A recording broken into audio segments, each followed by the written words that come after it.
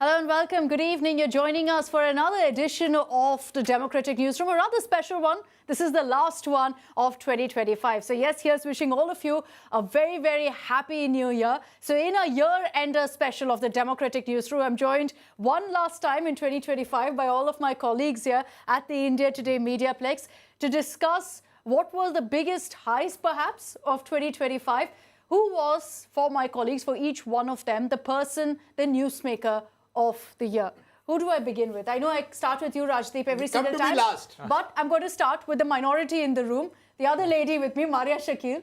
Maria, who is the newsmaker of the year for you? How is it a minority? There are only two of us. There are 50% of India is women. That's There why are we two are of us in this room, celebrating Rajdeep, for a change. Okay, fair enough. women of India. Okay. Women of India. Women of India. There you go. Now you know why I started with yes, her. from sports, you have Harmanpreet Kaur and her entire team giving us a reason to celebrate.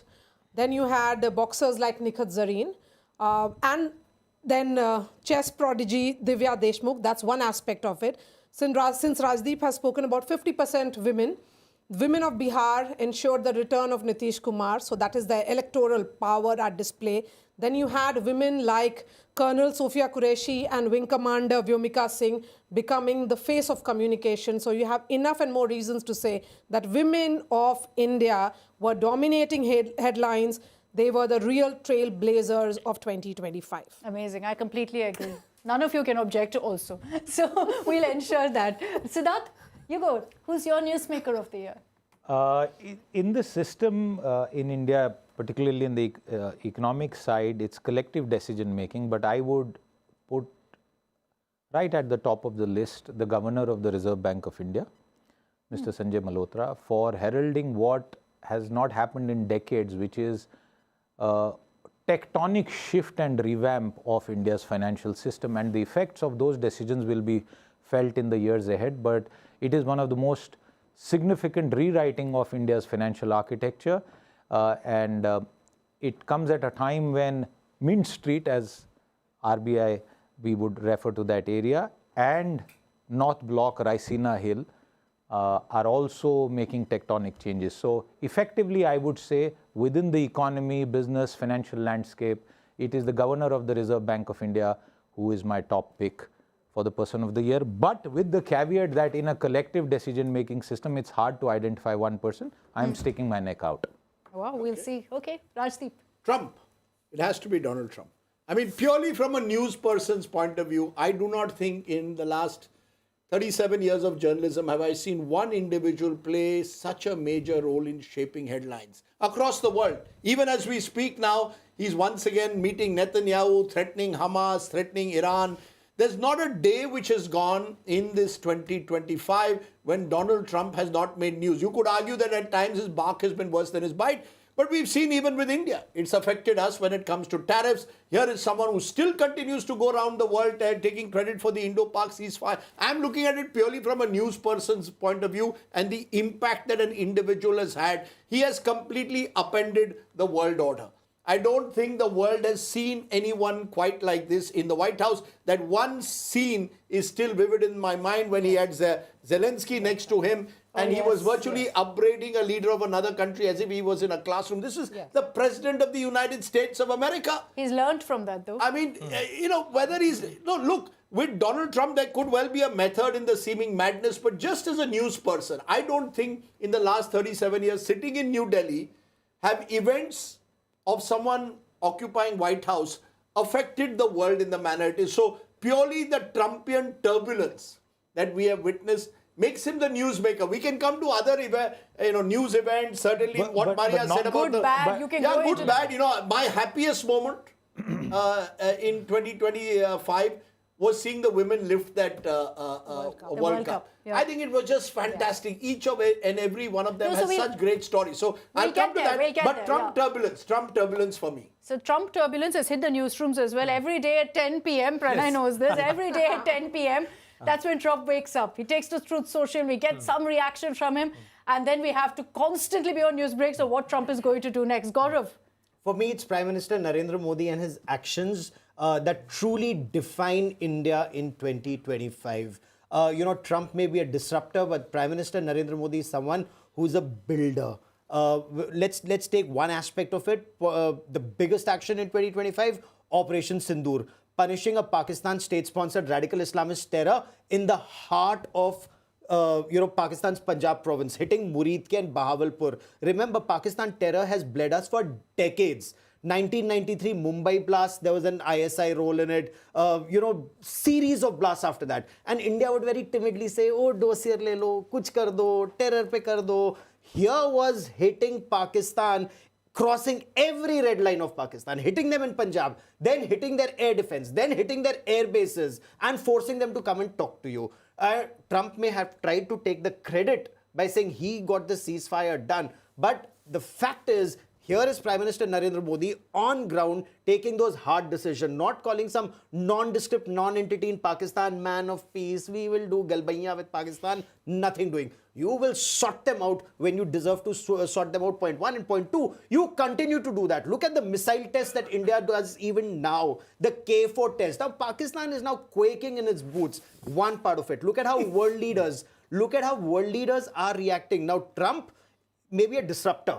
But does Trump have that same positive impact on the world where everyone wants, countries are trying to have a free trade agreement with India. Countries know that when they hitch the economy to the Indian economy or the Indian economy hitches with their economy, there is mutual growth. Now that is something who I think somebody who's having a positive impact vis-a-vis somebody who's just a disruptor. Rajdeep, quickly your response to this. As I said, I don't want you to were end laughing through. No, because I think these are far more complex and nuanced issues. Gaurav has this habit of reducing everything, I think, into black and white.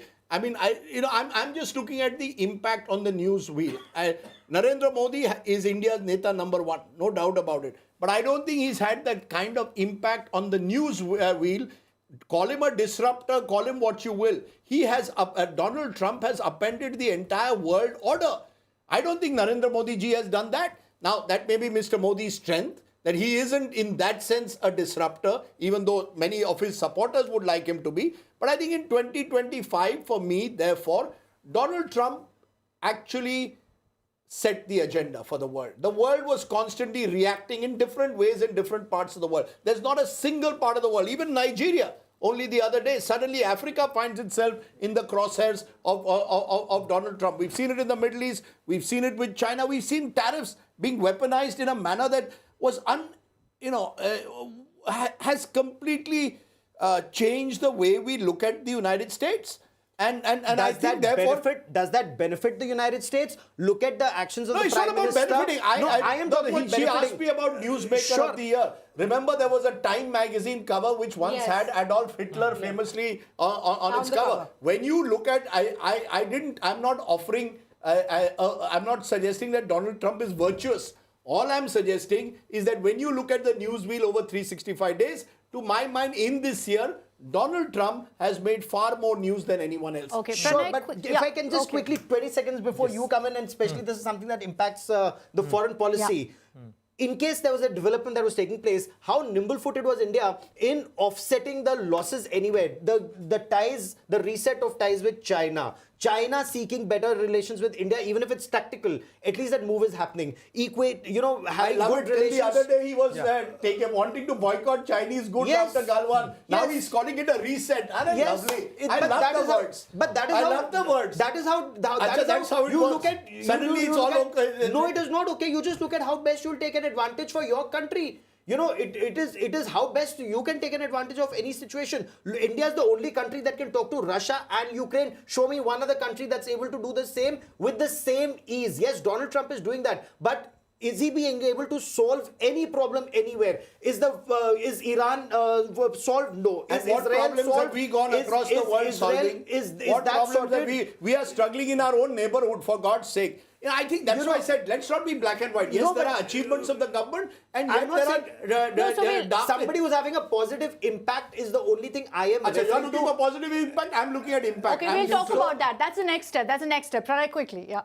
By the way, sorry, you had to wait. I wish you would have started from here, so I would have said the name of Donald Trump. Definitely, I completely consider Donald Trump as the person of the year. You fully endorse what Rajdeep said. Because the person of the year. Person of the year. Because the kind of, but if you see news impact every person has a different and a very degree of news impact, because if you see from a taluka's level, the person living there, for him his sarpanch might be the most the guy who's impacting his life. So, but if you see in terms of individual, it could be Donald Trump.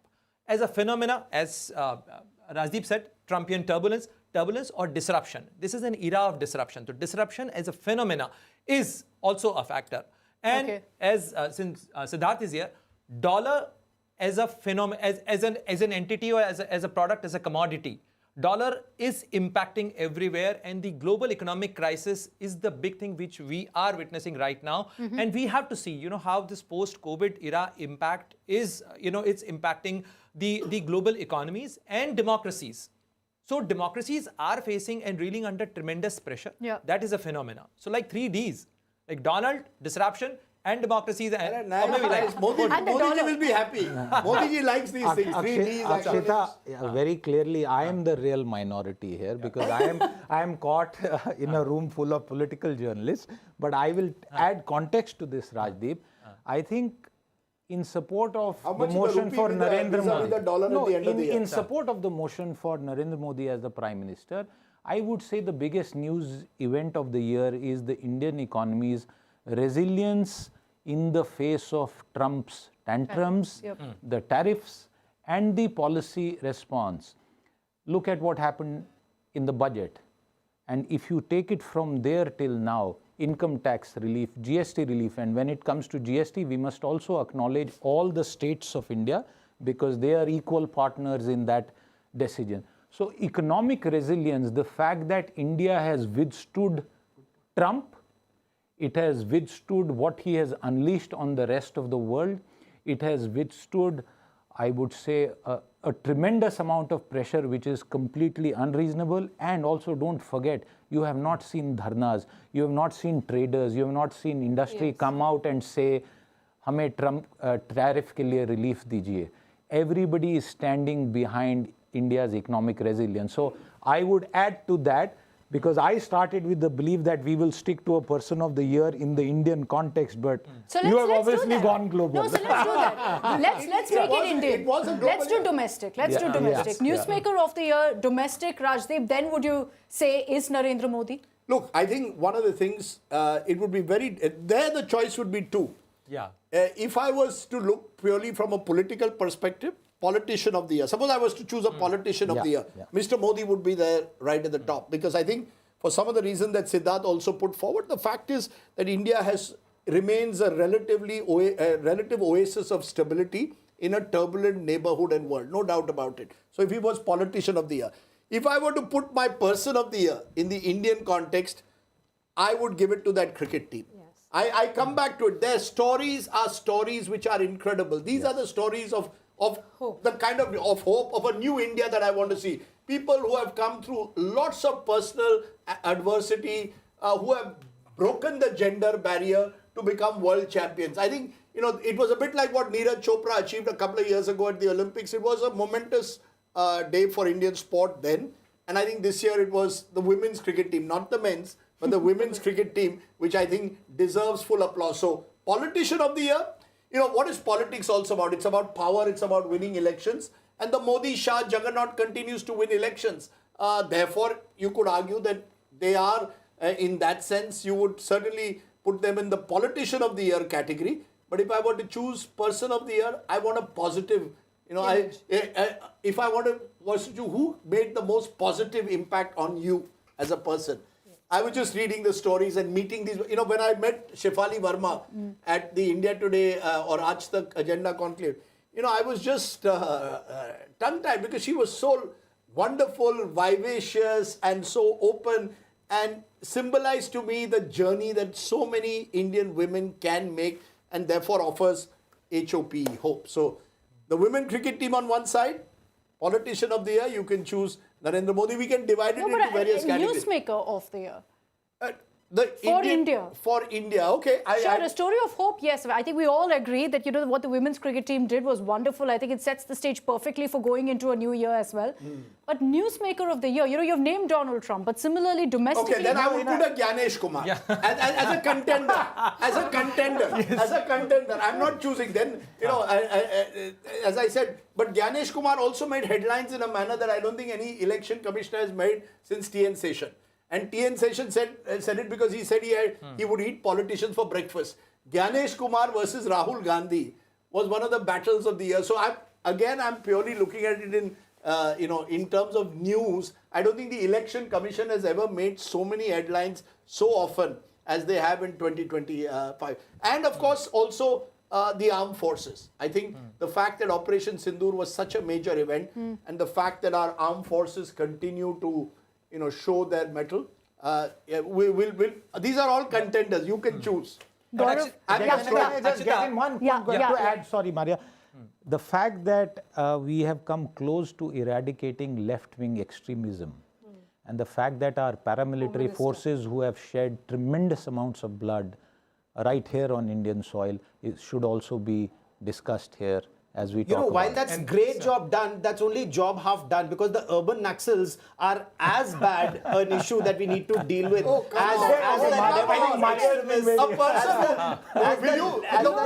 worse are the Bajrang Dal goons who are going around beating people. That's why let me go to Charles Dickens What now. you call them? What's the word for them? Do not use such language. You see, this is the way. He has suddenly lowered the tone. What was going on? So, urban Naxals is a major problem. Let's one at a time.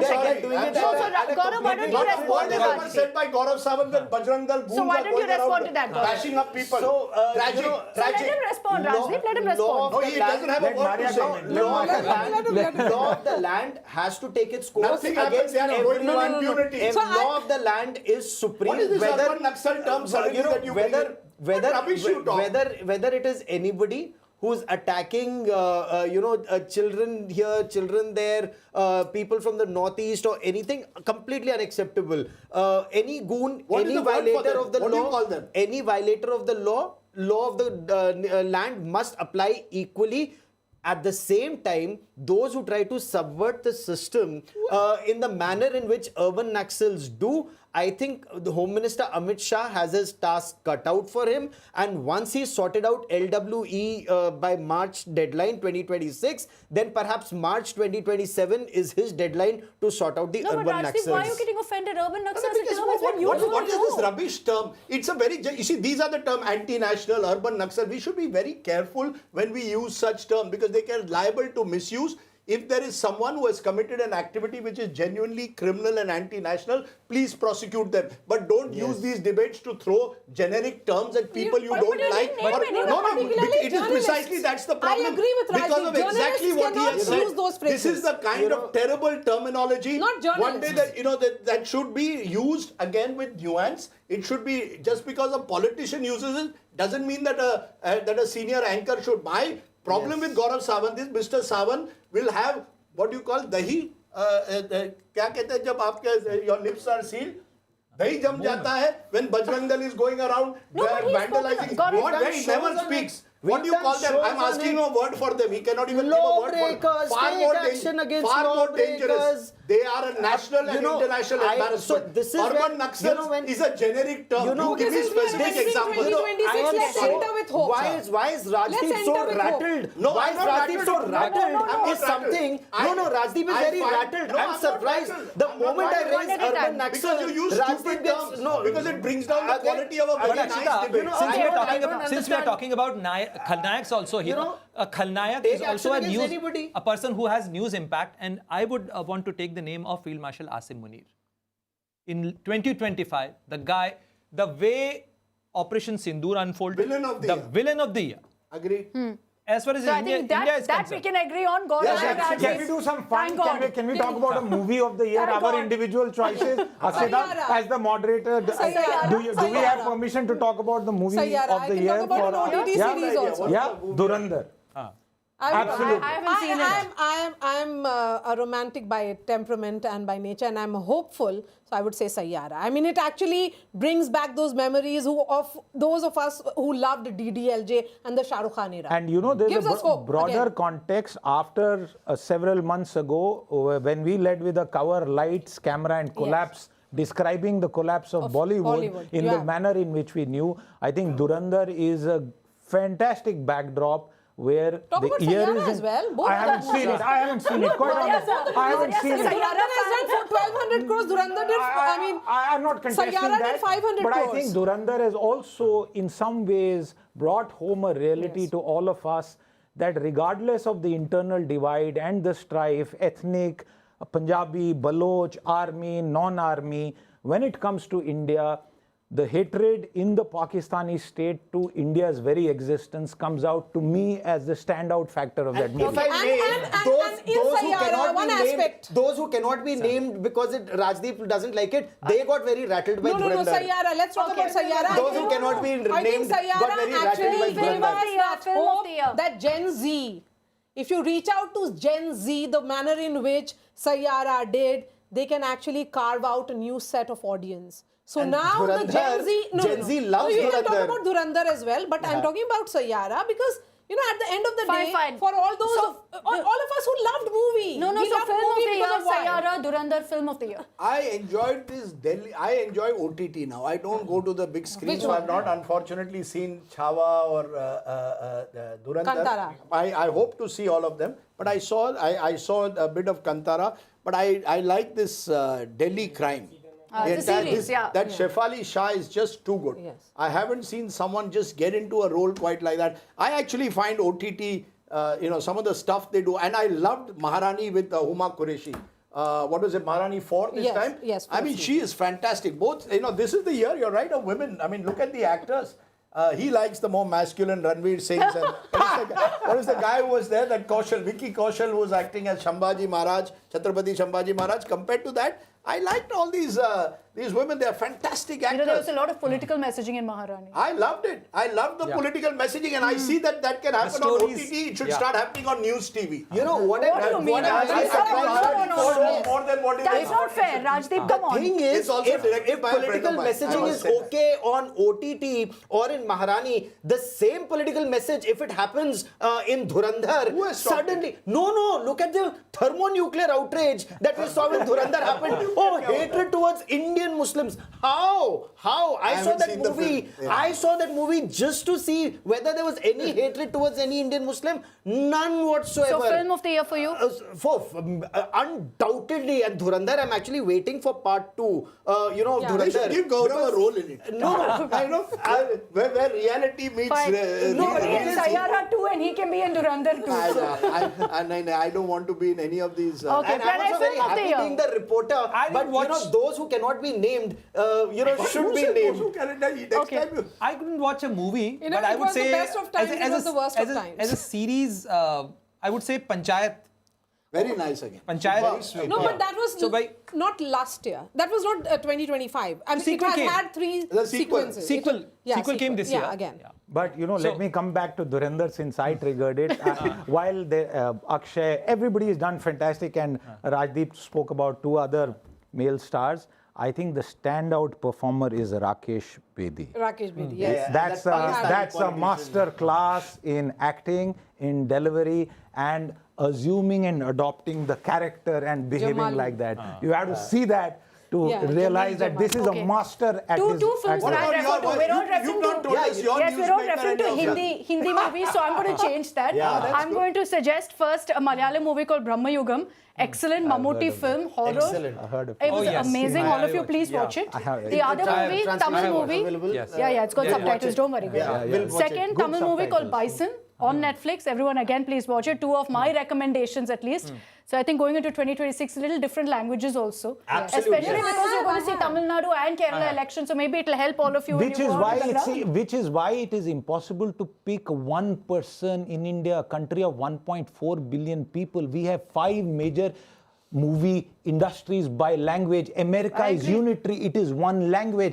They are nothing in comparison to the complexity, size and scale of India. So, this is a fraught exercise, Rajdeep. You can't go with just one person. Okay, Newsmaker of the Year for me quickly is the Gen Z. I've always judged them for how they are in the newsroom and otherwise, and I was completely wrong about them. Wait for the Business Today anniversary issue. It is on Gen Z. Excellent. There you go. I just if there is one hope I have, I hope this Gen Z then leads the movement for clean air. I they think, are, but because we failed. My Yes. generation failed completely. We were too tied. Certainly, as journalists, we were too tied up in all the political machinations to worry about the air around us. We were only looking at the foul air inside political parties. The real foul air is outside. I hope this Gen Z takes Gen Z has been, I think, campaigning on Aravali's, campaigning on air, which is great to see. Quickly, before I wrap this up, your hope from 2026, Mario. 2026 should be the year where there'll be less noise. Less noise. Very simply, 2025, and for various reasons, including Trump, has meant that India's economy and policy making has embarked on a new course. 2025 is the year of reforms. It will take half an hour to recount all that has been done by the government of India, by our regulators, and it will also happen in the aviation sector where there was a big crisis. We didn't talk about the biggest crisis of the year. Yes. And I just hope that 2026 continues, because Trump or no Trump, we have our own destiny to make. Yes. I only hope is good health for all, but more importantly, I believe quality schools and hospitals. You can talk about all the figures you want, that we are number 3 in GDP. We are still in the 130s on per capita income. And we are, unfortunately, I still believe, way behind when it comes to investment in quality schools and education and health. Unless you provide quality schools and health and make that a mission approach, like pollution should be, you're not going to build a better India. We need, while I travel across India, you can see in Bihar, for example, you can see parts of Bihar that continue to fall off the map when it comes to education and health. The quality of government hospitals there, the quality of some of the government schools there. Unless that changes, all these top headlines and the noise in television studios is not going to change the lives of millions of television studios. Right? Yeah, it's not going to. It's not going to change the lives of millions of Indians. So I hope that we will have better health and education for all as a mission statement for 2026. Gaurav. So I want an India which is very strong economically, militarily and strategically. Internally, I hope social cohesion, that's something that everyone builds instead of trying to break India into many pieces, because forces outside are anyway trying to divide our country. Elements within who are trying to divide us, I hope there is strongest possible action against them. And of course, a much better, I'm very confident of a much stronger India in times to come. And Pranay, finally. Stability. In fact, we are living in a time which is very turbulent, and therefore everyone is expecting a stability, and so hope that 2026 brings stability, more cohesion and better productivity. What about you? We'll wrap this up, and my hope for 2026 is, I think, just ensuring that we have a lot more positivity. I think in India, we've seen a lot that's happened in 2025. I just highlight one more thing. That for us in the newsroom also, it's been a very, very important year, because we've seen 50 years of the India Today group. But going into 2026, we hope to be stronger, get you a lot more exclusives, and courtesy your trust in us, continue with these democratic newsrooms, because that's what the India Today group truly stands for. Thank you all so much for joining us. Here's wishing all of you on behalf of the India Today group a very happy, beautiful, prosperous, hopeful, and a healthy 2026. Thanks very much for tuning in. Happy New Year. Happy New Year.